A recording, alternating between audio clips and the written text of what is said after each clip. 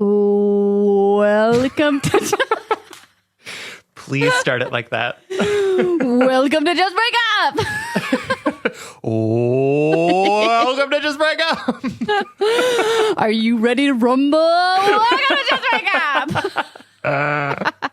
All of a sudden, Just Break Up becomes like Jock Jams. I would love it. Anyway, you can put this at the intro of the episode, Spencer. And then the music comes in. Dun, dun, dun. Okay. Welcome to Just Break Up, the podcast about love, heartbreak, and all the relationship advice you don't want to hear. I'm Sierra DeMulder.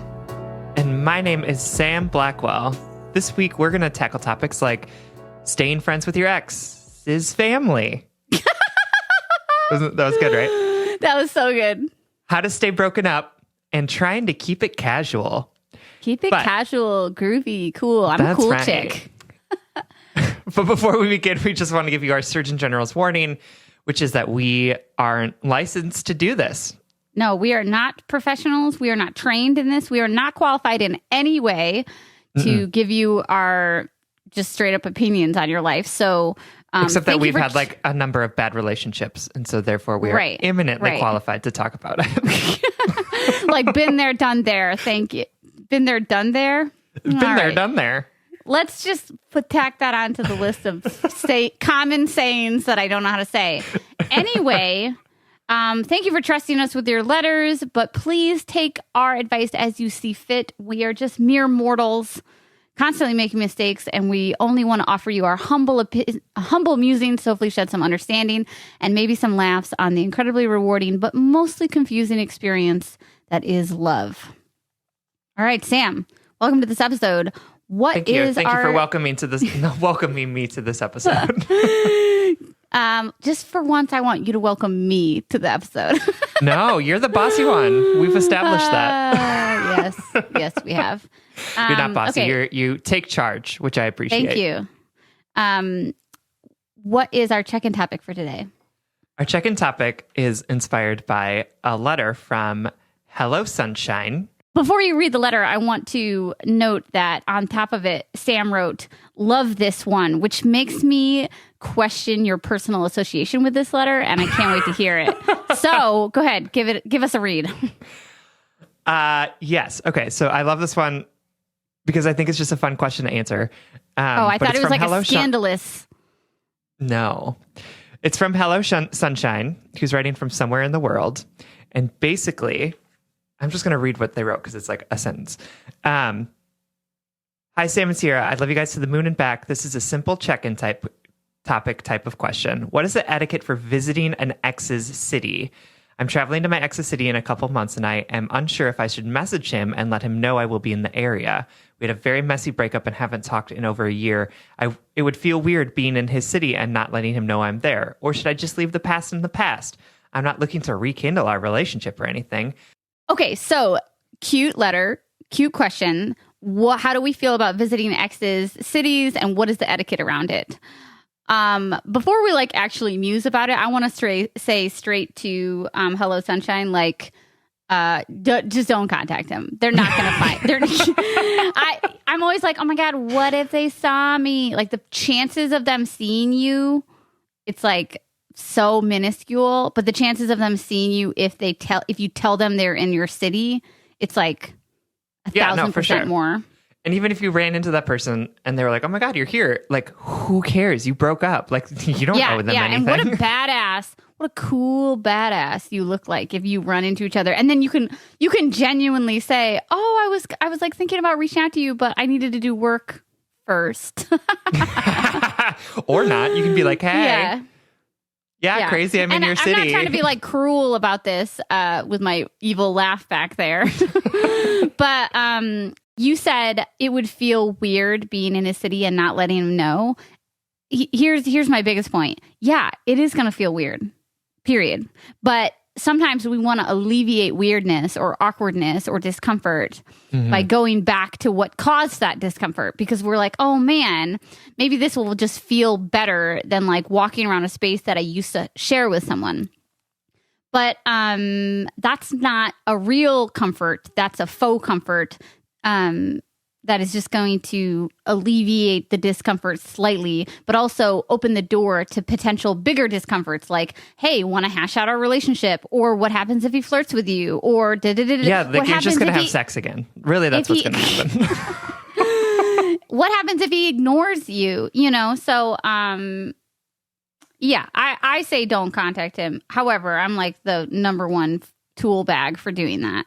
Yeah, no, I was going to say, like, you are the one that toured the world for a significant period of your time, and we're like always in your ex's cities. So like, always. There was no city that wasn't an ex's city. Just kidding. So did you contact your exes every time that you were in their city? No, I would contact folks. I wouldn't contact exes because that was just too messy, but I would contact like maybes. People who aren't exes, but people who are like, well, the history there. And so I would do that, but I shouldn't, I shouldn't have. What happened when you did? Was it bad news? Well, it's just, what it is that I wouldn't hit up my exes because those relationships ended poorly and I didn't want to rekindle things. But the maybes, the people who were in the gray area, I either A, started dating them, terrible choice. B,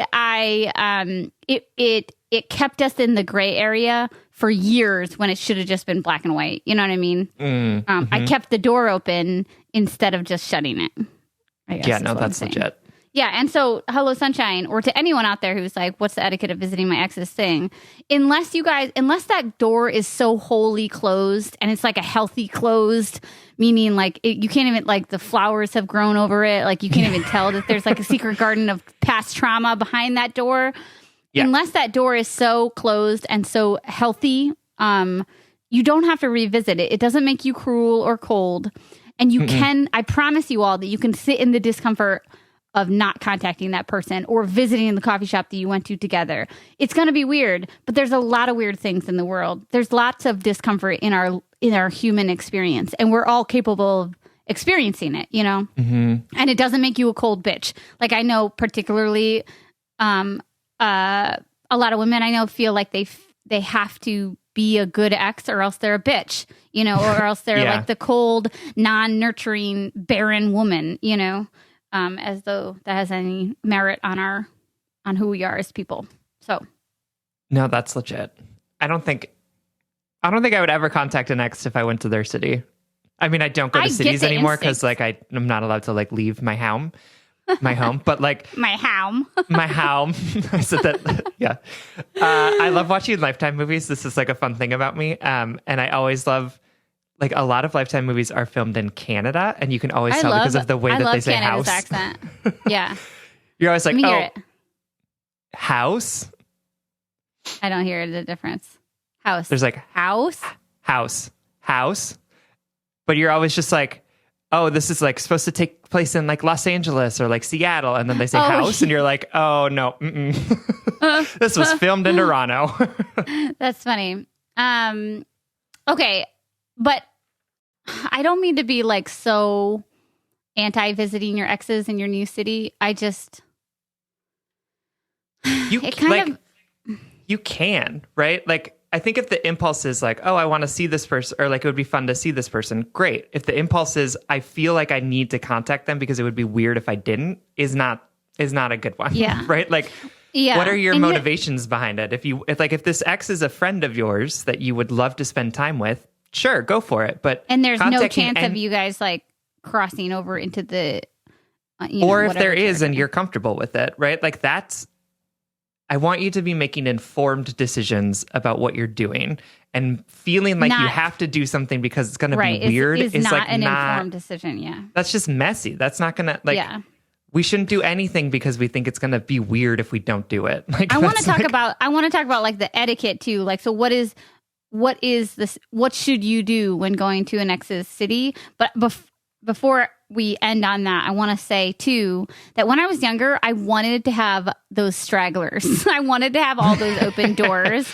because it made me feel loved. It made me feel desired, and and I liked these people. Like, it's not like most of these people weren't assholes. You know what I mean? They were genuine. It's because we are humans and we are wholly capable of feeling love or likeness for multiple people at once. It feels really good to keep those doors open or have those straggler relationships, especially when you're somebody like me who travels a ton.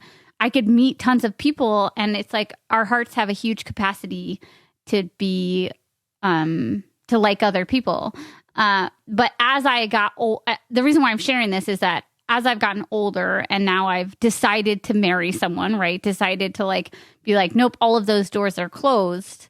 I realized how stressful it was, even though it felt like relief, even though it felt like, oh, this makes me feel good about myself because somebody still has a crush on me or somebody thinks about me or whatever. I realized how scattered that made me and scattered that made my heart and almost like subconsciously stressed out because then I always felt like I needed to appease all of them. Like if I went to their city, I'd have to go visit them. And that would put me in a position that maybe I shouldn't be in. You know what I mean? I'm not saying I slept with somebody in every city I went to but just, hey. But just the idea of like having those doors open and having to maintain those open doors and making sure that the hinges aren't creaky, extended metaphor. And now that all of those doors are closed because I intentionally closed them and because I've kept them closed because I want to maintain a healthy marriage, it makes me realize how lovely it is to have an uncomplicated life. Because life is complicated enough. It's like I don't need to keep these stragglers wanting more. You know, I don't know where I'm going with this. Let's talk about etiquette. So finally, what are we saying? Like the etiquette of going to your ex's city is only you don't have to contact them. So nobody owns a city. Nobody owns a coffee shop. I mean, maybe people do. But like, you know, your ex doesn't have a right to a city more than you do, especially if you're just visiting it for work or something. Yeah, no, absolutely. Right? There's no etiquette here. There's no requirement to contact anyone or not. The etiquette is like respect yourself, maintain your boundaries, realize you don't have to like reach out to people just because you're visiting a city that you once visited with them. Absolutely. And know that if you run into them, you're not going to die. Like there's not going to be any death that like you're going to get through it. And you can just be like the cool person that comes into the city and is like, oh yeah, I'm here. And like, don't offer any explanation or apologies. Just be like, yeah, I'm here. Mega hot. Neat. Neat. Oh my God. That's going to be the word of the day. Neat. Neat. You can tell if I'm really mad at someone because I'll tell them neat, just FYI. Ooh, I am scared of that now. You should be. That's what I'm like. I say at peak. Have a good summer. Peak anger. Yeah, when I'm flooding and like I can't process emotions, then I'll just say neat, and it's like it's real bad. You need to like get me out of that situation if I ever tell anyone neat. That's funny. Somebody tweeted yesterday, trauma laughing alongside just breakup pod or whatever. It was cute. Yeah. Neat. That's what it sounds like. Okay. You ready to dive into some longer letters? Let's do it. Okay. The first letter is from Friendly with the Ex's Family Help. Let's just call them Friendly. Okay. And they are writing to us from the Evergreen State. Hi, Sam and Sierra. Thank you so much for creating this beautiful piece of humanity known as the Just Break Up podcast. It has helped me so much throughout the last year of my life. I genuinely love your Instagram posts and look forward to new episodes every Monday. It has kept me so sane during COVID. That's so nice. The reason I'm writing is due to a topic that, in my opinion, doesn't get talked about very much. The topic is being close with an ex's partner's family. My ex-boyfriend, we can call him James, and I broke up 2 years ago. It was fairly amicable. It was hard for both of us, though. We had dated for 2.5 years, had a house and a dog together. I lived with him and his parents for almost a year before we got the house together, so I got to know them really well. I live across the country from my family, and so they sort of adopted me into theirs. He has a large family. I'm talking 4 aunts and uncles, their spouses, many cousins, second cousins, several nieces and nephews, grandparents, the whole shebang. Their family is very close, so every holiday and birthday was a family affair. I attended several weddings, tons of camping trips, Super Bowl parties, you name it. I would often go to these events without my then boyfriend. The family loved me, and I loved them. The breakup was hard due to the fact that I thought I would have to let go of this family and the family ties. However, after we broke up, I realized that wasn't really the case. I was still invited to the holidays and to family dinners. I went to a few of those events, but it ended up being very difficult for my healing process, so I slowly began to exit stage right, especially after he started dating someone else. But alas, his parents would still visit me at work, let me know when they had the dog we shared so I could go see her, had me over for dinner, and would even give me presents on my birthday and Christmas. So began a real friendship with them that now exists outside my ex relationship. I guess what I want to ask is this okay? My ex and I are on what I would consider really good terms. It's been 2 years since we split, and now he's engaged. I had a long-term relationship after him. That guy was not okay with my relationship with my ex's family, and I understood that, but it was hard to explain why it really isn't anything more than what it was. My ex's parents consider me a daughter. I live so far from my other family that if I ever needed anything, James's family would be there in a heartbeat. I house sit for them when they go out of town. I hang out with them over beers, and we genuinely enjoy each other's company. At this point, I don't refer to them as my ex's parents. They're just Bob and Carrie. I live in a really small town, and it's difficult to find affordable housing. Recently, I decided to move out of the room I'm renting in a friend's house and get my own place. Side note, I had plans to move out of state, but COVID put my plans on pause. This is relevant because the house James and I live in, the house he bought, is now empty. He lives with his fiance in a neighboring town. I brought up the idea of perhaps me moving into his old house. I would be paying rent and his dad would be my landlord. I would have zero contact with James. I wonder, is this a quote, bad idea? To move back into a house I once shared with this person? Am I tying myself to him in a way that is weird or inappropriate? James and I still run into each other and it's never awkward. We both have our own lives and I think we both have moved on from the past. We laugh, ask each other about each other's lives, and sometimes the dog is there. It's really great. This awesome human is still allowed to be in my life. His fiance does not like me, and because of this, I've made sure to check with James before considering this living situation as an option. He's incredibly laid back, and when I asked, he said it's cool with me. His parents don't really like his soon-to-be wife, and they have expressed that to me. I have laid down boundaries with them in regards to that, no talking poorly about her around me, and no talking about their son's relationships with me, etc. They are more than okay with me living in the house, but I feel like their opinion is with no consideration of the fiance's feelings. Should I take this option off the table? Am I messing with something that I should just let be? Or does it speak volumes about maturity to be able to interact with this family and my ex, knowing full well there are truly no ulterior motives behind my actions? Any clarity would be helpful. Sometimes I think things are great ideas and later find out that, well, they really weren't. I really put that last Welcome sentence. to life. Okay, let's call her Friendly. Okay, Friendly. This is a very, I think, common scenario with some really unique details to it. Like, I think that it's not a common situation to feel close with a ex's parents, but it is common to like still want to maintain those relationships. You know what I mean? Like, have you ever mourned the loss of an ex's family? Yeah, totally. Right. But what I think is so unique in this situation is the intensity of the closeness, or like the regularity of it, that I don't think a lot of people have this experience. And I'm not sure how many parents out there would maintain such a long-term relationship with their ex daughter-in-law sort of person, you know? Mm-hmm. Yeah. So, thanks for writing and thanks for this question.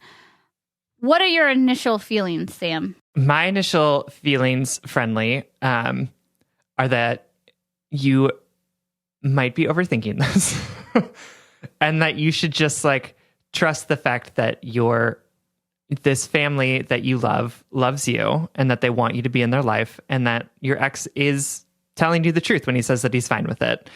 And I think that like, it's been 2 years since you and your ex broke up. Like there's no lingering like resentment or no lingering like messiness there.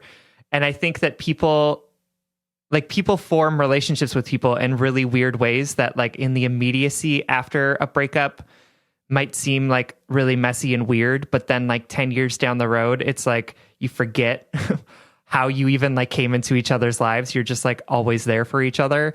Yeah, totally. And so like, I don't know of anyone who has a situation that is similar to this, like in my personal life, but I also don't think it's like a problem. Like, I think it's really unique and cool that you are able to find a chosen family outside of your family that doesn't live near you.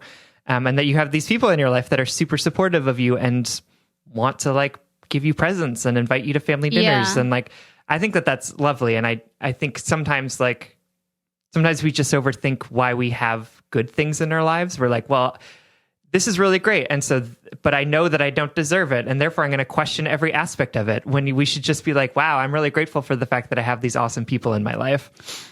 The only thing that really gives me pause is the parents not liking the fiance.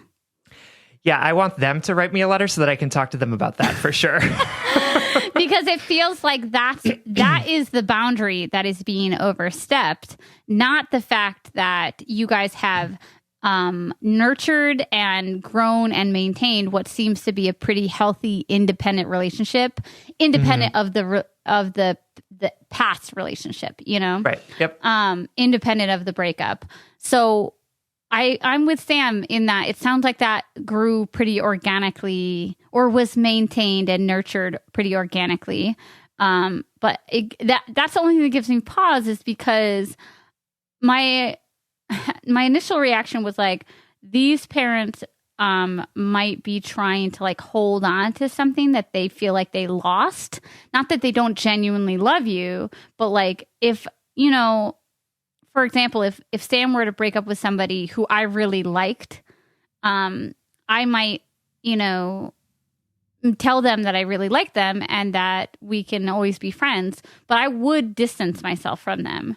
I would take some time to be like, I would draw that boundary, not out of disrespect to your ex, but out of respect to you. You know what I mean? That like, I would want to help you have a healthy breakup, you know, and that's just it. I would just say that's the line that I'm going to draw. And I feel like because his parents are so have no line, you know, regularly invited you to things.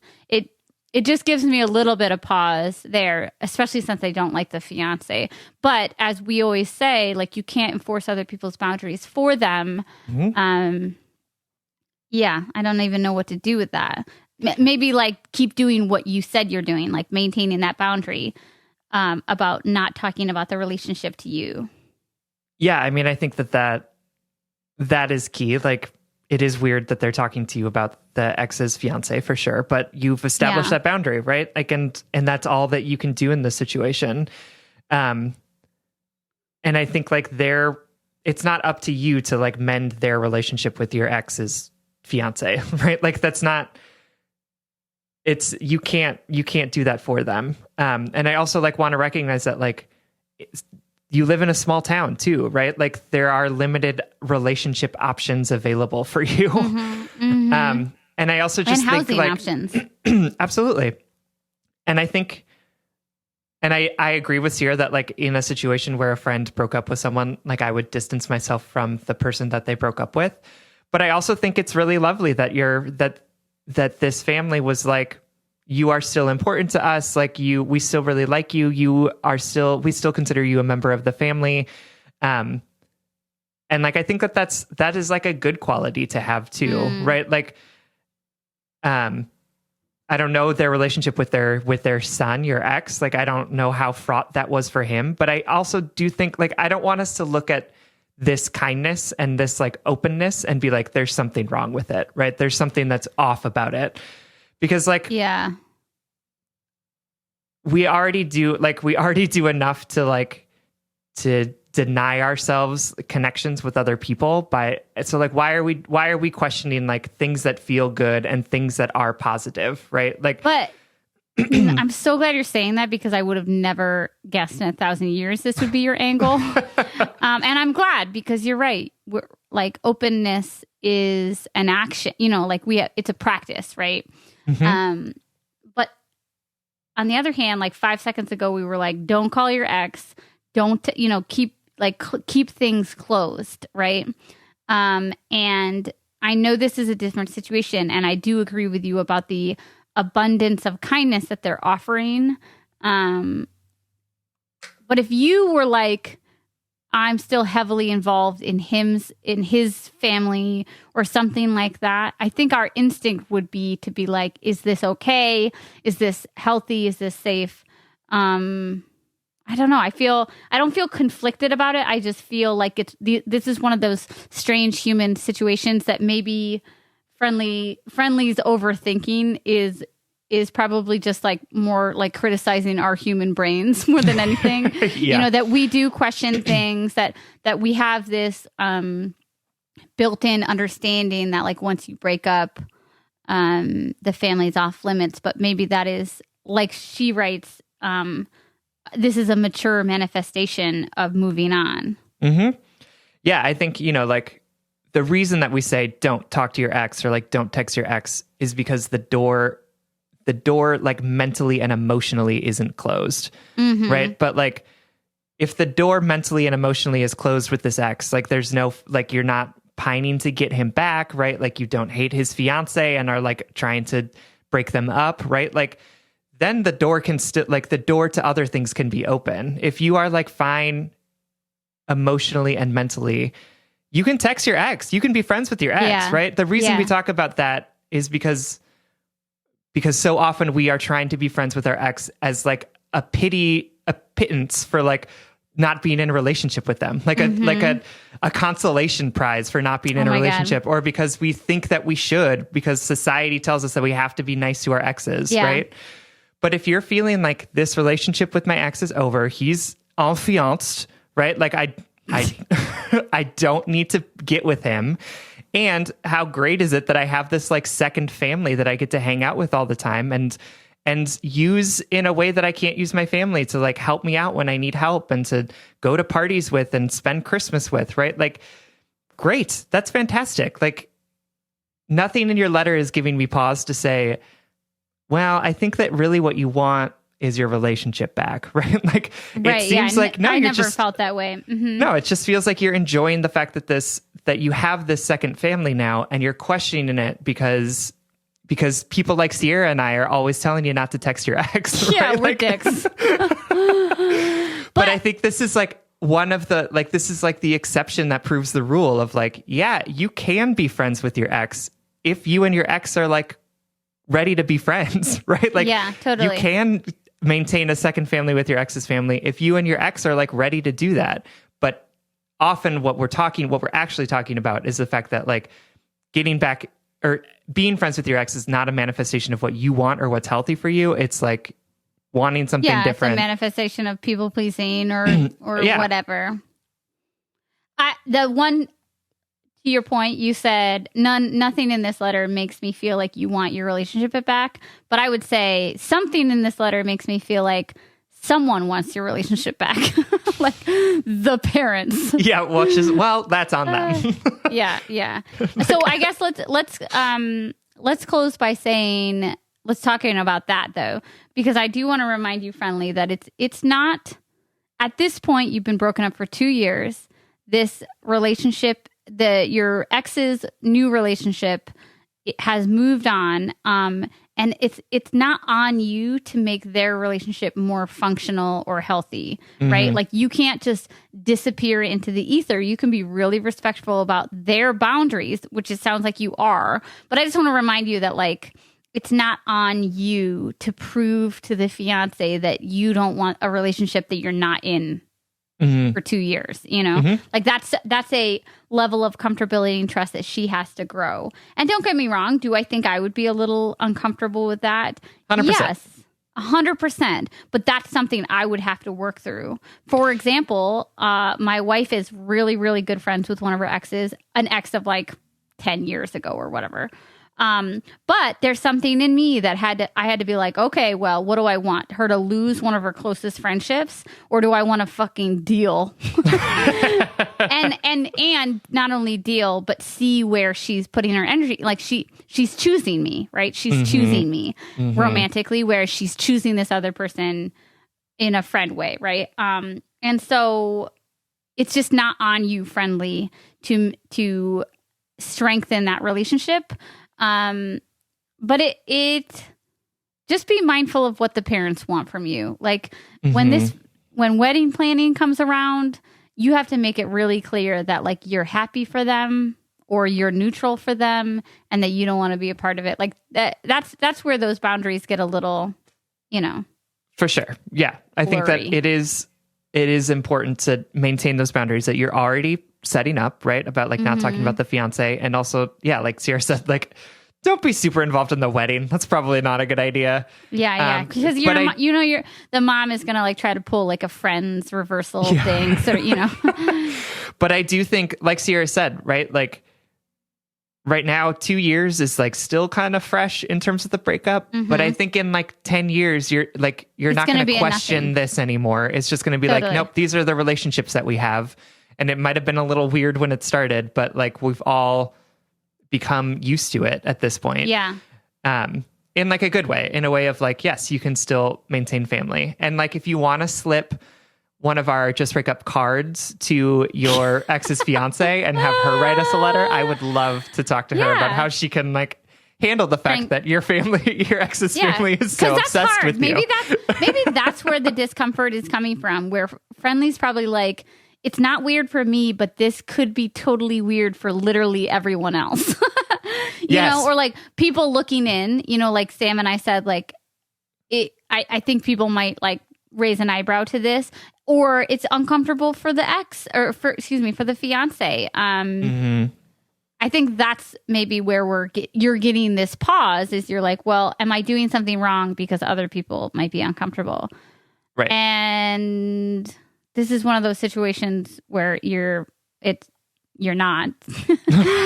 And it's not on you to heal other people, make other people uncomfortable, or set their boundaries for them. Absolutely. Yeah. Also, like, move into the house, but maybe give yourself a move out date.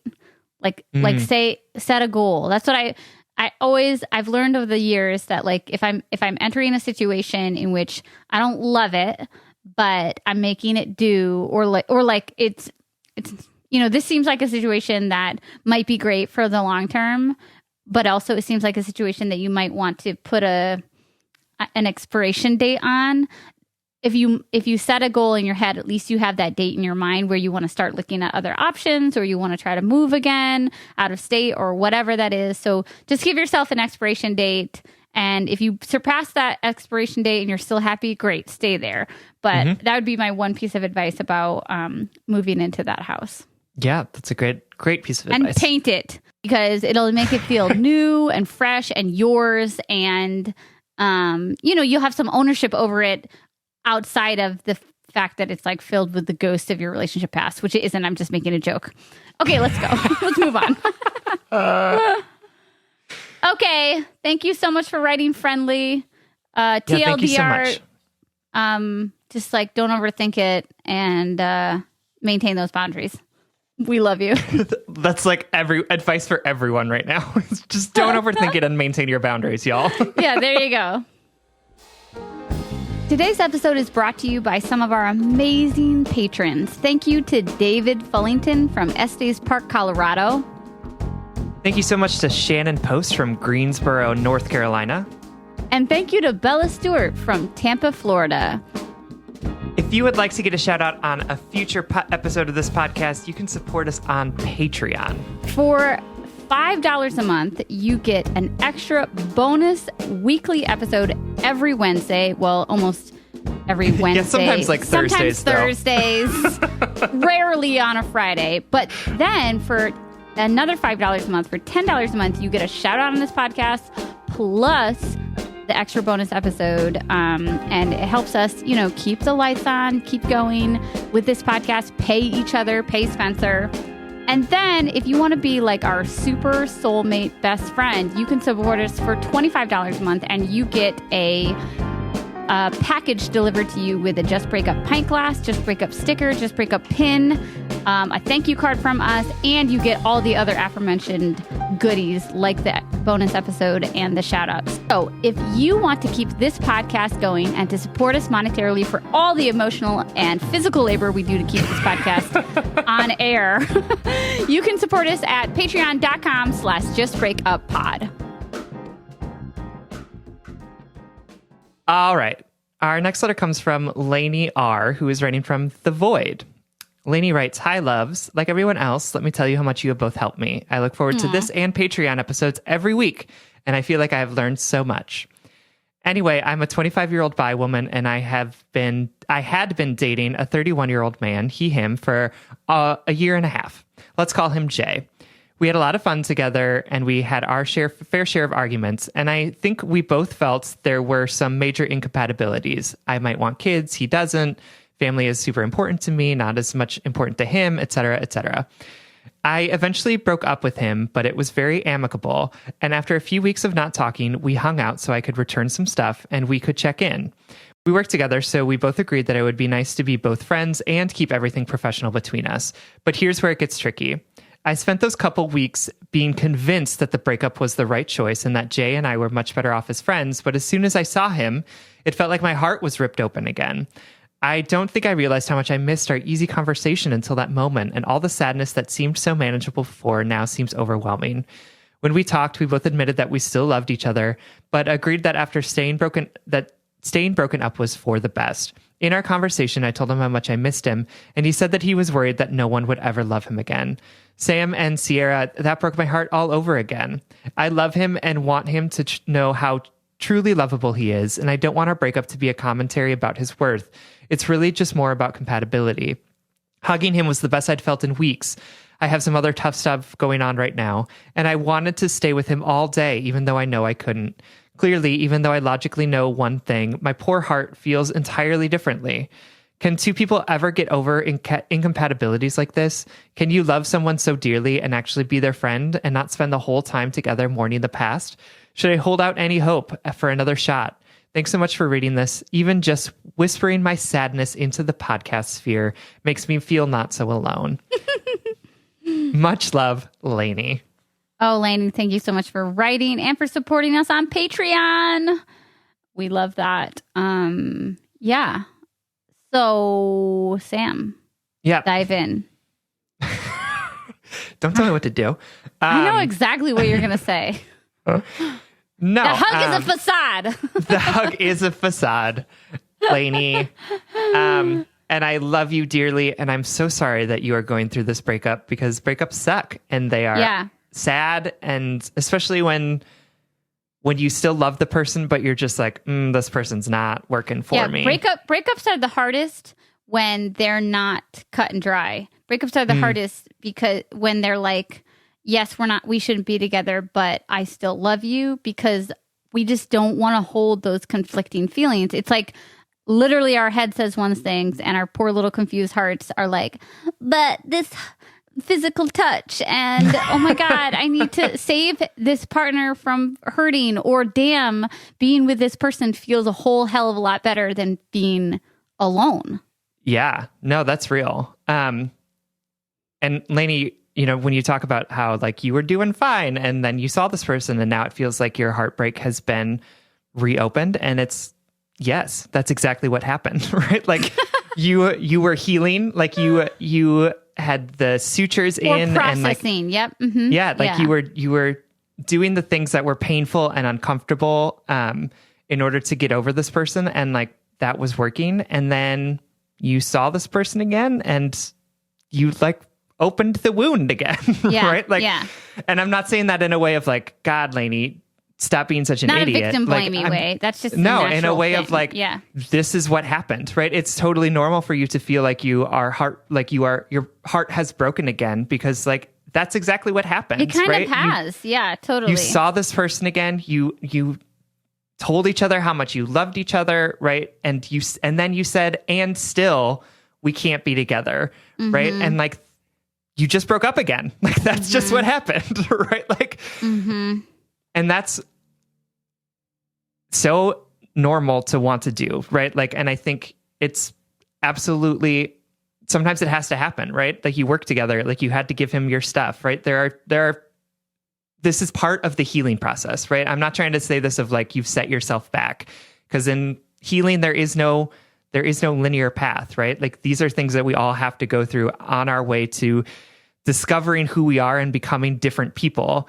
But I just want to say, like, you recognize this pain not as like an indication that you made a mistake, but as an indication that you are healing, that you are still going through this process, that you are still moving towards knowing what you know is right, which is that you two are completely incompatible. And that's really sad, right? Yes. The sadness isn't telling you you've made a mistake. The sadness is affirming that the situation is sad.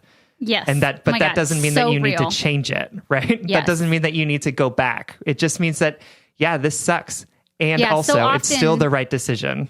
So often we feel discomfort and think something needs to be changed. So, because we're born and we're raised to believe something's wrong, you need to fix it. Something hurts, you need to heal it. Something doesn't work, so you need to fix, change it or whatever.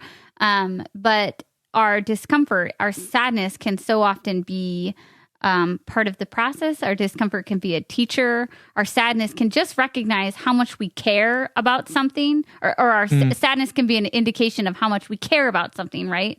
Not that we need to do something differently. And this is a perfect situation, Lainey, to do some sentence exercises, which is to say, I love this person still, and I know we shouldn't be together. Or I miss this person. I miss the easy, comfortable conversations with this person. And I know if I keep having them, my healing will be delayed. Even my ex is afraid he's unlovable. And I know it's not my job to make someone feel lovable. Or I know my ex is lovable, and it's possible for me to not love him. Yep. It's not a but or an or situation. This is to illustrate that we are capable of feeling conflicting, both true emotions. That's a clunky way to say that, but like both of these, conflicting and similarly equally true feelings at the same time. It is painful to hear that your ex is afraid that he will not be loved by anyone again. But that is his pain and his fear talking. That is the scarcity talking. And that is sad, and you can feel for that. But you can also know, it's like, and you can know, using the and statement, and you can know it's not on you to make him feel lovable. It's on him to find his own lovability, his own worthiness, and to find love out there for somewhere else with someone who's more compatible, who can love him better than you can. That's real. Yeah. I mean, I think, we always talk about how when we are feeling pain, we often come back to the thing that caused us pain in an effort to heal it, right? Yeah, to rectify. And We want justice. Yeah, no, and that's what your ex is doing right now too. Like, these are things that would be better served if he said them to someone who wasn't you, right? Like, yes. These are things that I think would be helpful for him to talk about with a therapist or talk about with a close friend, right? That can help him work through that and say, you are lovable, right? Yeah. But you, as the person that caused this hurt and this sucks, aren't the one that's going to be able to fix the hurt, right? Yeah. You He's can't not doing do it. anything wrong by saying it to you. That's very like a human thing. But like you're not the one that can fix this for him. Mm-hmm. Absolutely. And there's nothing to be fixed. Yeah. No, that sucks. Like just acknowledging the fact that that is really painful to know that you've caused this hurt for someone, and also know at the same time that there's nothing you can do to fix the hurt. Yeah.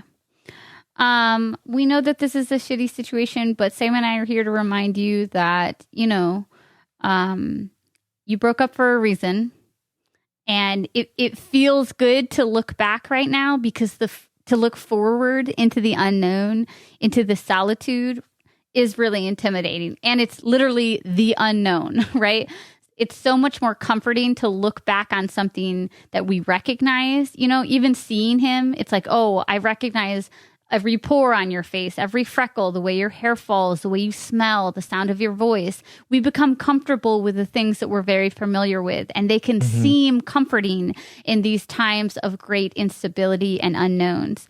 But it's a false comfort, Lainey, and you know that in your heart. You just have to tell yourself, I am strong, I am brave, I am capable of seeking true, authentic happiness, and I am capable of enduring the discomfort of solitude right now, because I know I deserve what is out there in the unknown. I'm choosing the unknown over the comfort of the past. Yeah, absolutely. So, Lainey, we hope that this helps. Absolutely. Thank you so much for writing. We love you. We love you so. All right, our last letter is from the hopeless romantic, who is writing to us from the void far from home. Dear Sam and Sierra, I feel so stupid writing in because this guy already dumped me, and this was never really a thing anyway, but it's gotten me so down, and my friends are sick of hearing about it. I'm hoping that hearing this read back to me in your soothing voices will help me know what to do, or at least help me put this into perspective.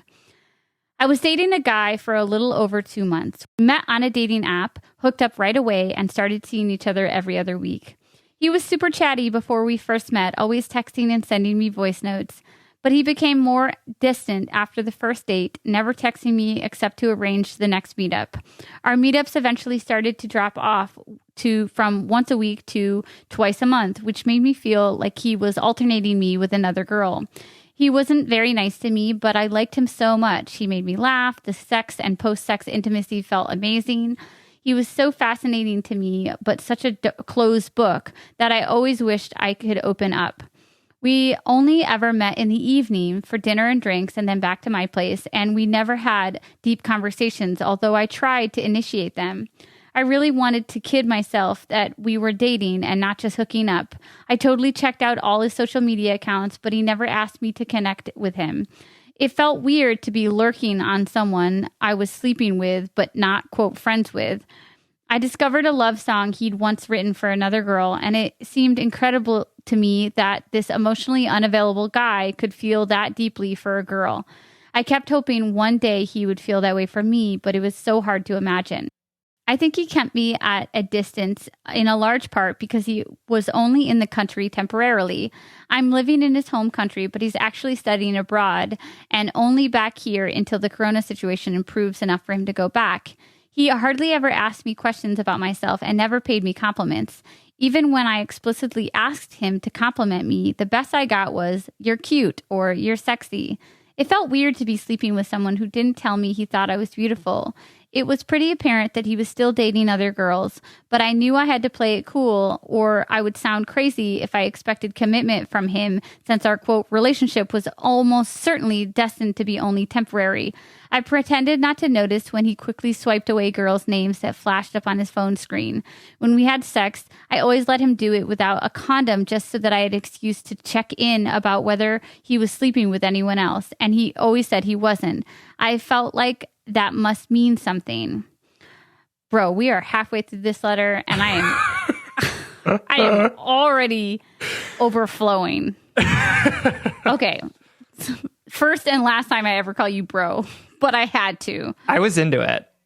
I was honestly turned on.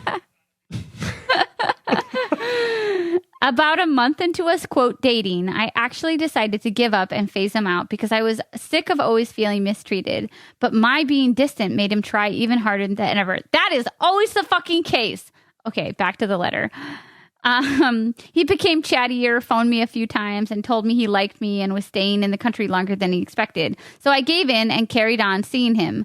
I got my hopes over tiny things, like the fact he deleted his account on the dating apps, although very possibly he had just found enough girls on it by then, and the fact that the last time we hooked up, we stayed up late watching Netflix and behaving very coupley.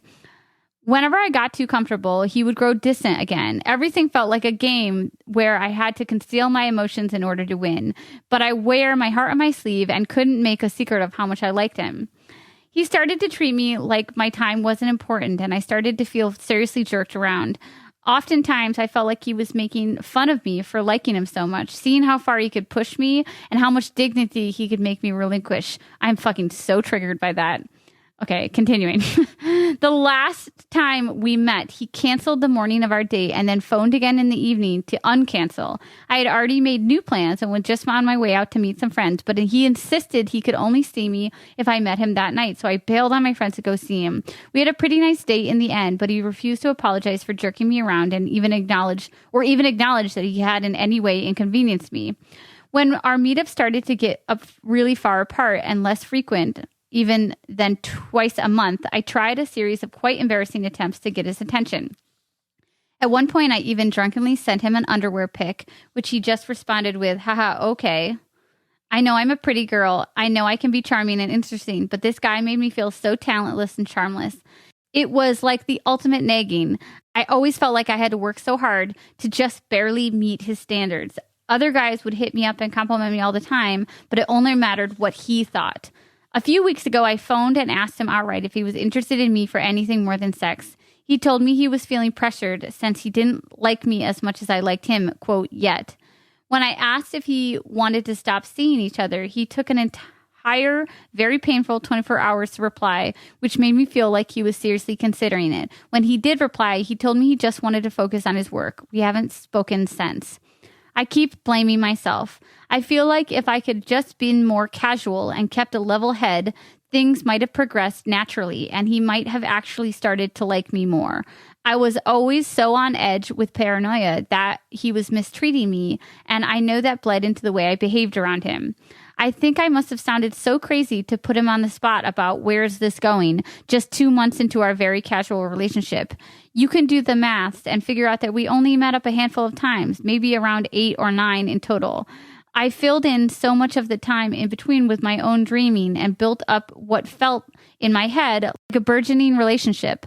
I know none of this sounds good. I don't know why I still miss this guy so much when virtually every date left me feeling with the feeling of, why am I doing this to myself? Still, I miss what we had or what I thought we could have had and keep berating myself for all the wrong turns I made that led to me scaring him away. Do you think this sounds like a situation where if I could have just kept my cool, maybe had a more developed life of my own to stop me from getting so intense, this relationship could have grown into something? Or do you think this guy was always going to be unavailable to me? Do you think there's anything I can do to fix things? If I wait long enough, will he reach out to me again?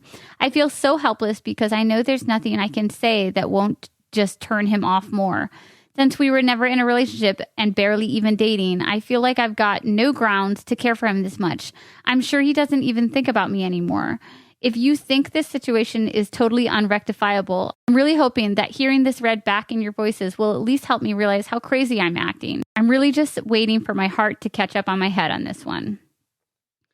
Oh my goodness. Hopeless romantic. Reading that was almost physically painful for me. Because of how much it reminds me about one of my situationships that lasted a long time.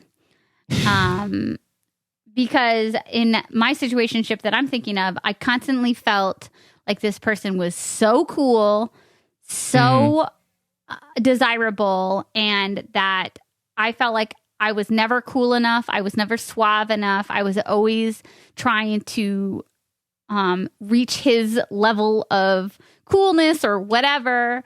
And the second I started not like drooling all over him or like being at his beck and call was when he started being affectionate to me, or like, you know, hitting me up, or the audacity of me pulling away from him made him act up and try to get my attention and my desire back. And then I'd be like, yeah, of course, I will crawl on my hands and knees to uptown Minneapolis for you. Never go to uptown after dark. Nothing good happens there. So Hopeless Romantic, this was hard for me to read only because of how much I relate to it. And it's also hard for me to hear you constantly belittle yourself in the face of what was a disrespectful, unenjoyable social interaction. Like, this guy was an asshole to you. And I'm not saying this guy is an asshole, right? I'm not trying to villainize this guy, but I am saying you state explicitly multiple times in this letter that he made you feel like crap. So it's not so much that you have feelings for him. It's that you want that crappy feeling to be alleviated, and you want that crappy feeling to have a purpose, right? You want to like work. It's like, with this dude that I'm talking about from my past, I'm not sure I loved him as much as I wanted him to love me. I didn't want to feel the rejection of me not being good enough for him. And so then it became this conquest thing for both of us, really. For me, it was, he definitely had the power, but I was on this mission to be lovable to him, which meant constantly abandoning myself, canceling on my friends, constantly going home and feeling totally unrequited, undesirable, not cool. Like, it's as though I had to do this mental abuse on myself to constantly feel not good enough to be even in the same arena as him. And I know that it feels like you really liked him, and maybe you do, but you cannot separate a person, the idea of a person, from the actual reality of a person. And the reality of the person is he treats you poorly. He makes you feel like shit. He doesn't tell you you're beautiful. He doesn't tell you he wants to be with you. Like, you know, what is it about us humans that makes us lust after what hurts us? That's what I want to know. Yeah, because we are told that we have no value inherently, and so we have to extract it from other people. And so, like, and when we try and extract that value from people who don't want to give it to us, then it becomes like, well, if I can't, I've poured so much love and energy into this person, and if I can't get them to see me and love me back, then it just proves again that I am unlovable. Yeah. So, and I think it goes back to a couple like really basic human nature things. One, what you just said is that we think our value is found in our lovability and our desirability.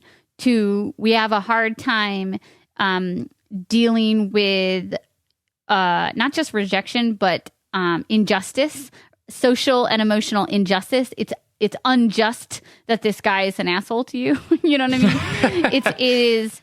We want to make it right. We want to prove we want to balance the scales somehow. And the scales would be balanced if he loved you. You know, the scales would be balanced if he desired you the way you desired him.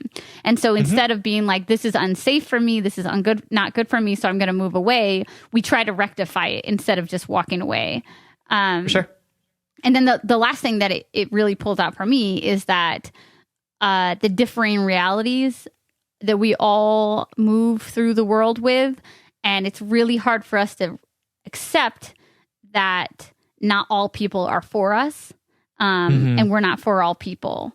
And I think that's just hard because like we grow up wanting to get along with everybody, or we grow up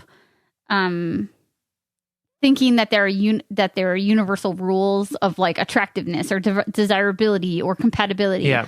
But those rules are unique to each and every human being.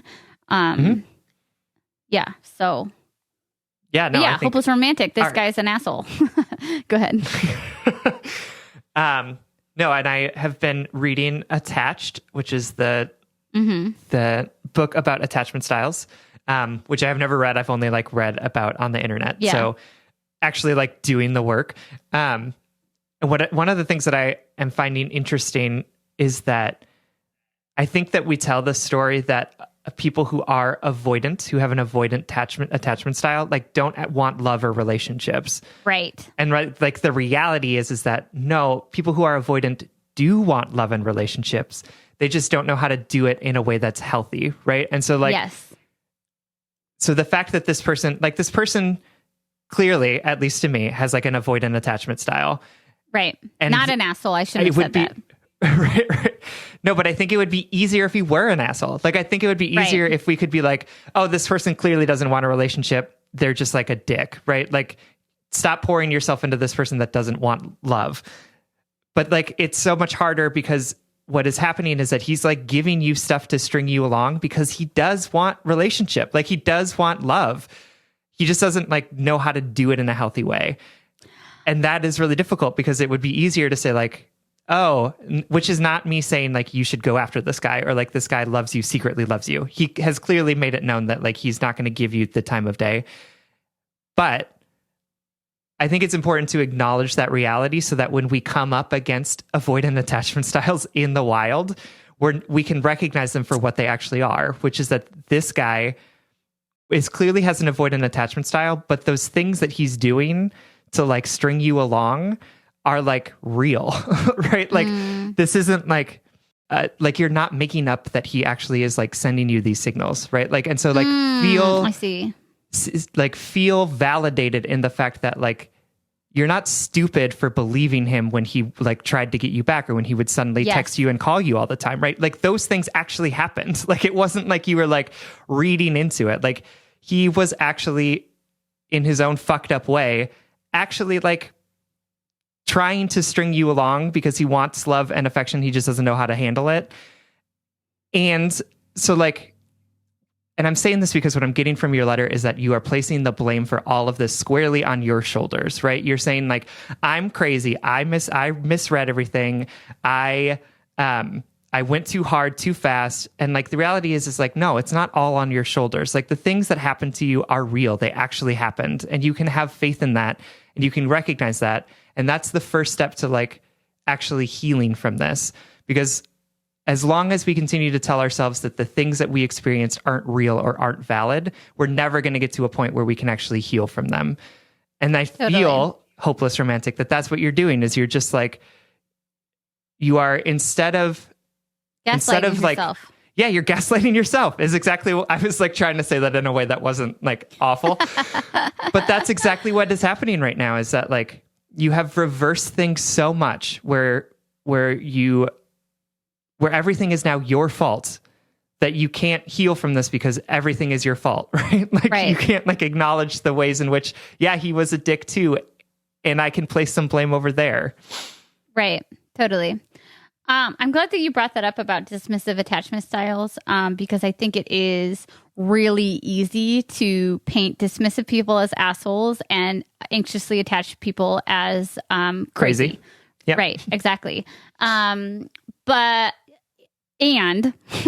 practicing my and statements. And I just want to reiterate that that this guy might want love and might want affection and to be desired, but like Sam said, he is unable right now, at least in this entanglement, to do it in a way that is healthy and safe for both of you. That doesn't mean, hopeless romantic, that you need to love him into a better version of himself or a more functioning version of himself.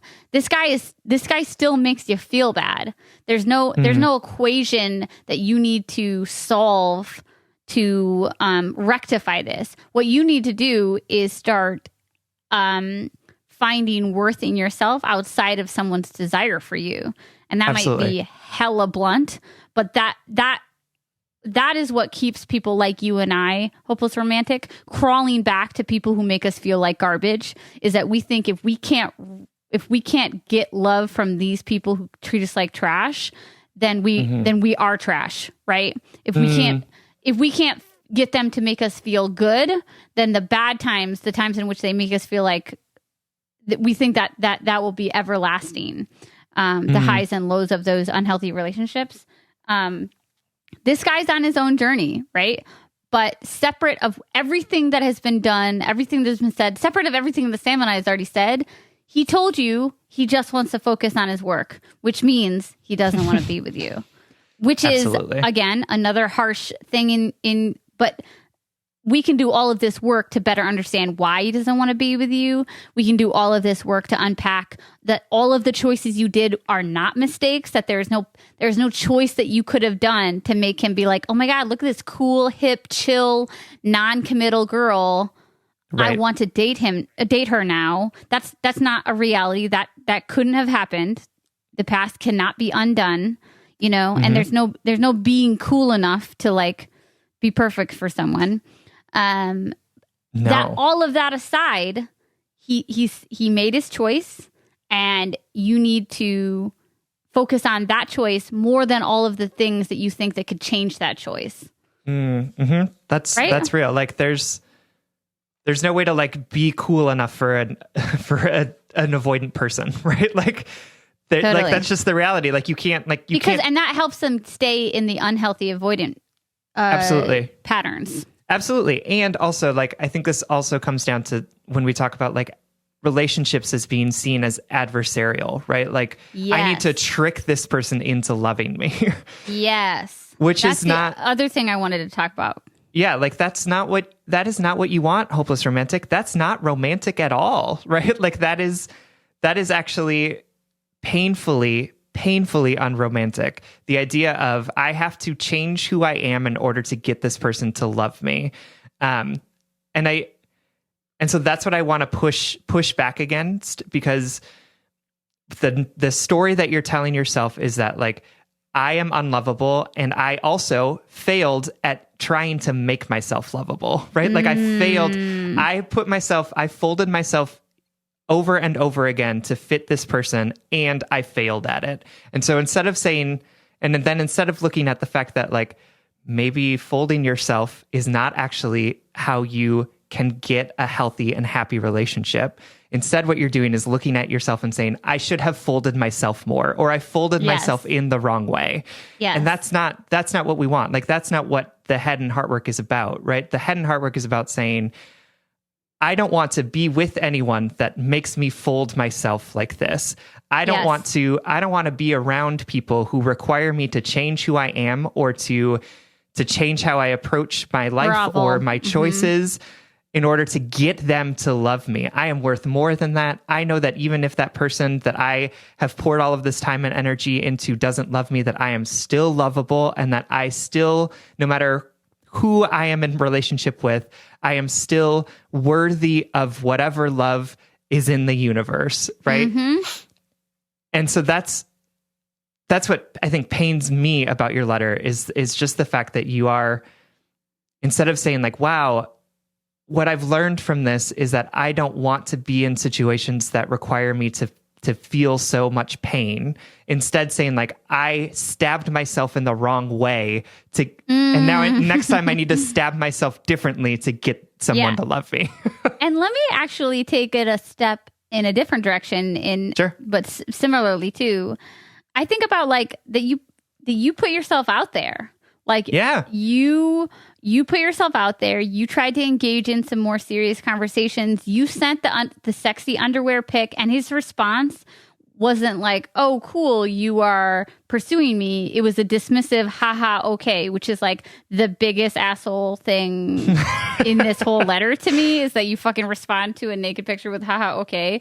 Maybe that's when you could have just said, "I'm not interested in a relationship or a romantic relationship," But anyway, I want to say like you weren't too forward or too cool by sending that sexy underwear pic. You weren't too forward or too uncool for, to try to like see this guy more regularly than once a week. You were putting yourself out there and looking for a relationship that he didn't want to have. You did everything right, save trying to like trick him into these things, right? We don't play those games, right? Head and heart work world. We don't want to trick people into loving us. We want to have explicit adult conversations of where is this going, and what do you want and what do I want, so we can align them. We're not gonna play games for the rest of 2020. 2020 is playing too many games on us. We are not going to add to that. But other than that, other than doing what you felt like you had to because you were so starved of his love and affection, you did everything. You put yourself out there, right? You sent him that sexy underwear pic because you wanted to keep that sexy door open and maybe continue into a relationship. He's the one that saw the sexy underwear door open and said, haha, no, I'm not going to shut it. I'm going to keep it cracked so that I can open it whenever I want to. And at that point, you have to say, this person is unsafe for me. I'm putting myself out here, but I see that it's not safe to put myself out. Put my energy into somebody who's not going to return it to me in not just like a safe way, but like a kind and respectful way. I want your 2020 goal is to date a kind person, hopeless romantic, because Absolutely. That doesn't seem, it's not that dismissive people are unkind, but that particular response to me is particularly unkind. Absolutely. And you, like Sierra said, like you did, in so many ways, you did all the right things. Right. And so like, I think that what is going to be helpful for you is to not take the blame squarely on your shoulders, but to look at this for what it actually is. Look at this in a way that both offers you opportunities to learn and like reinforce good things that you did, right? It is not a bad thing to ask someone 2 months into dating to like know what the relationship is, right? Like Absolutely. That's not a crazy thing. That's not a like bad thing. No, Yeah. that is a very normal and healthy thing to do. Like Sierra said, sending an underwear pic is like not a bad thing to do, right? Like that is Cute, a way flirty. to engage people. Absolutely. Right. And so I think by taking some of the blame off of you and really trying to assess like, where did things go wrong? And also, what do I want to do differently in the future is going to serve you, because it will be less tied up in, oh man, this person was the love of my life and I fucked it up and I'm never going to be happy again, which, by the way, all very normal things to think, right? Yeah. Like you're not crazy. You're not like insane because of that, right? Like these are all normal human thought processes that we go through. Right. Right. But instead of focusing on that, instead saying like, wow, this didn't go the way that I wanted it to, and that's okay. What did I learn from this? Like, what things made me feel uncomfortable, or things that made me feel like I wasn't being given the nutritious relationship that I wanted? And like, how am I going to make sure that next time I can identify those things more easily? Right. Right. And we're never going to be perfect, but experiences like this, like these ones, do help us move through things more quickly and with like more tools in our toolbox. And so I think having gone through this, like, is going to make you a person who is more equipped to be able to identify problematic behaviors in other people. That's going to be more equipped to be able to say like, no, I did this thing where I constantly felt guilty for like asking for what I wanted. I'm really not interested in doing that again. Right. And I hope that that's what you take out of this relationship. And I really think that you do, right?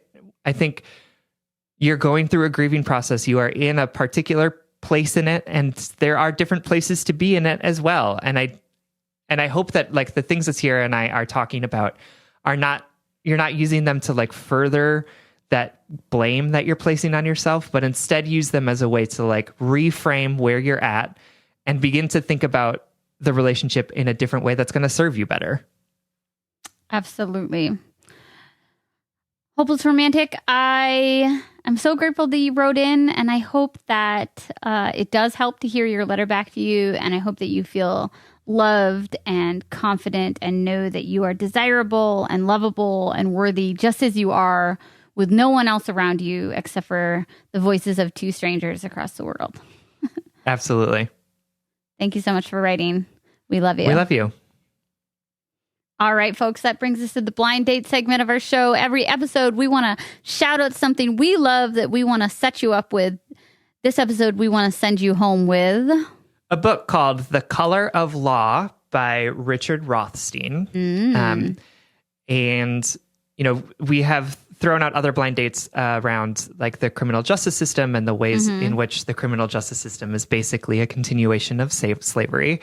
But I also think that housing is a really, really important thing for us to be able to understand as we move forward in our anti-racism work.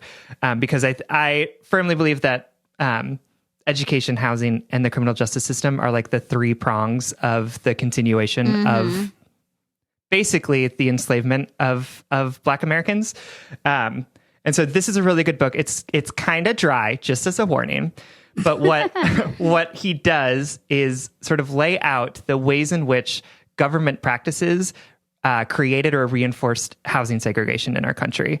And the ways in which it's not, and tells the story of the fact that it's not just these like narratives that we've been telling each other of like bad actors who like maybe did these things, like landlords who didn't rent to people of color, or like white folks who like fled to the suburbs, but like the actual real intentional government policies and practices that created segregation and denied the opportunity for folks of color, and particularly Black folks, to build generational wealth, right?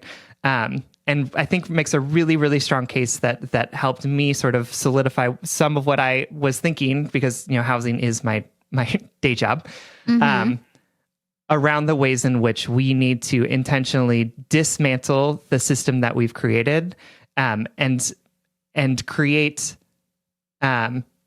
policies and practices that repair what we have done. And it's pretty dry, but I do think it's like a really good primer for folks to really understand the ways in which the housing practices that existed from the end of slavery until the Fair Housing Act of 1968 actually created very long-lasting and not repaired issues in our society, and that now having this sort of like colorblind, race-neutral policies actually doesn't work, because the things that we have created are so inherently unjust that we need to really rectify them in an intentional way. So check that out. It's called The Color of Law. It's by Richard Rothstein. Lovely. All right, everyone, that brings us to the end of the episode. Thank you so much for listening. You can like us on Facebook, and you can follow us on Twitter and Instagram at JustBreakUpPod. You can slide into our DMs, send us your favorite relationship memes, but most importantly, you can submit your questions about all matters of the heart at justbreakuppod.com, which is also where you can find our merchandise. Please leave us a 5-star rating and review, and consider supporting us on Patreon. If you support us on Patreon for as little as $5 a month, you will get an additional bonus weekly episode. That's patreon.com/justbreakuppod. This literally helps keep the mics on and helps us reach more brokenhearted souls who need two random strangers giving them relationship advice. Original music, recording, editing, and producing by our amazing friend Big Cats. Make sure to check out his podcast, the What If Podcast, and remember, we are always the hardest on ourselves. It comes easier to judge ourselves rather than to forgive, to feel shame rather than to sympathize. This week, instead of feeling regret and self-loathing, practice forgiving yourself for becoming yourself, and actively learn from your experiences and choices. Remember, you are worthy because you were born worthy. And if all else fails, just break up.